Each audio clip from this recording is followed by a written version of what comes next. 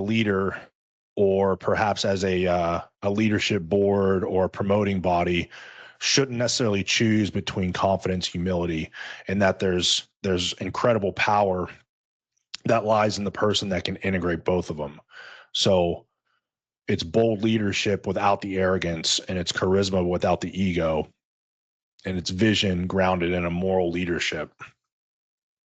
So this paradox of humility paired with narcissism, from a theoretical and now empirical perspective, it's not just viable, it seems to be a competitive advantage, according to the authors.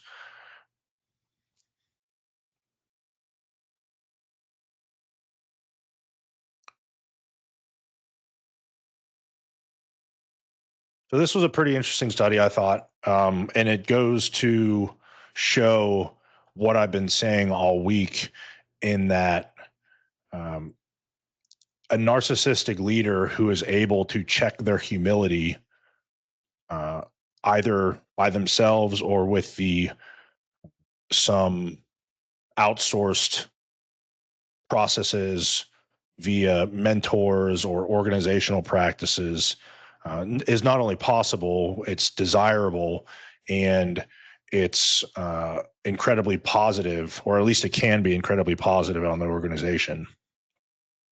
And there's plenty of examples in history that validate this. I mean, we already talked about CEO Steve Jobs back in his second tenure in Apple. So he was someone that was widely considered as incredibly narcissistic yet visionary.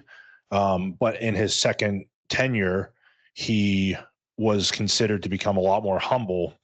And the result was that he revolutionized the phone industry with the iPhone.